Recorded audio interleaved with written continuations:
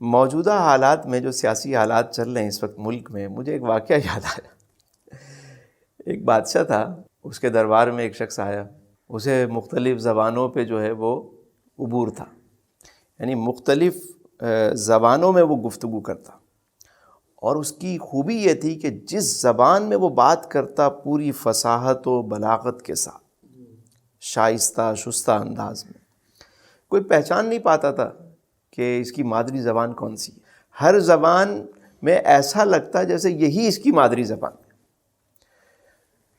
تو اس نے کہا کہ بادشاہ سلامت، یا تو آپ یہ بتائیں کہ میری مادری زبان کون سی ہے، یا پھر مجھے اگر نہ پہچان سکیں تو مجھے انعام دیجیے گا۔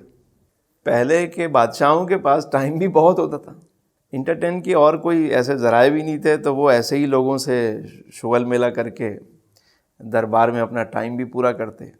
بادشاہ نے کہا وزیر سے کہ بھائی پتہ کرو اس کی مادری زبان کون سی ہے۔ وزیر نے کہا بادشاہ سلامت، صرف ایک رات کا اس کو مہمان بنا لیجیے، صبح میں بتا دوں گا۔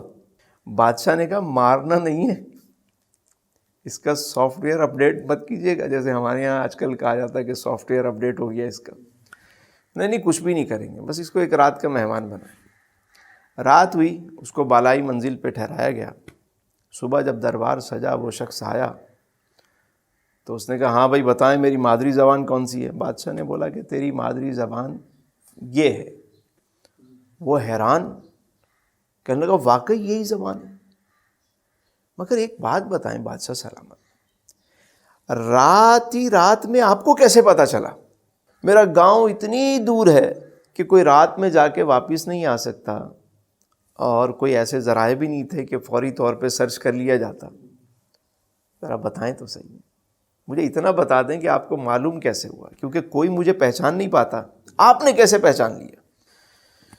بادشاہ نے کہا کہ ویری سمپل، بڑا آسان ہے۔ رات کو کیا ہوا تھا؟ کہا کچھ نہیں، مجھے اوپر والی منزل پہ ٹھہرایا گیا۔ کہا پھر؟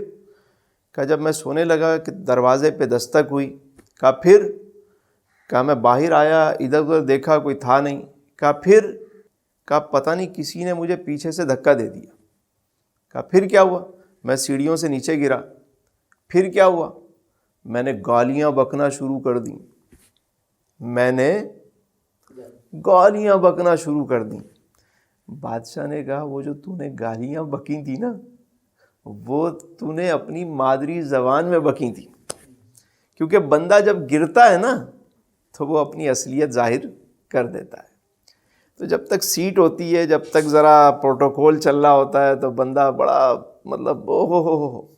اور آج کل جو ہم دیکھ رہے ہیں کہ وہی شخص جب تک کسی جماعت میں ہوتا ہے، وہ اس کے بارے میں زمین و آسمان کے قلابے ملا رہا ہوتا ہے، او ہو تعریف ہی تعریف۔ اور جہاں کوئی سیٹ چھینی، عہدہ چھینا، اس کے مغلظات آپ دیکھیے، اس کا انداز دیکھیے۔ استاد واصف علی رحمہ فرماتے تھے جب تم کسی کی ایک دفعہ تعریف کر دو نا، تو پھر کوشش کرنا کہ کبھی اس کی برائی نہ کرنا۔ جب ایک مرتبہ کسی کی عزت کر لو یا کسی کو اپنا بنا لو، بنانے سے پہلے 1000 مرتبہ سوچو، لیکن بنانے کے بعد پھر تو یہ تو مطلب پرست آدمی ہوا نا، مفاد پرست شخص ہوا کہ سیٹ ہے، عہدہ ہے تو جناب ہی جناب ہیں، اور بعد میں ساری برائیاں آپ کو نظر آ رہی ہیں۔ تو میں سمجھتا ہوں کہ 2 چہرے انسان کبھی نہیں بھولتا، ایک مشکل میں ساتھ دینے والا اور ایک مشکل میں ساتھ چھوڑ جانے والا، بلکہ وہ تیسرے کو بھی نہیں بھولتا جو اس مشکل میں ڈالتا ہے اسے۔ تو یہ اصلی اور نسلی کی پہچان کا وقت ہوتا ہے، یہ کھرے اور کھوٹے کی پہچان کا وقت ہوتا ہے، یہ چہروں سے نقاب اترنے کا وقت ہوتا ہے۔ وہ ایک جملہ ہے تو فیس بکانہ گفتگو، لیکن پتہ نہیں کوئی مائنڈ نہ کر جائے کہ ضروری نہیں کہ آپ کا کتا ہی وفادار ہو، کبھی کبھی وفادار بھی کتا نکل آتا ہے۔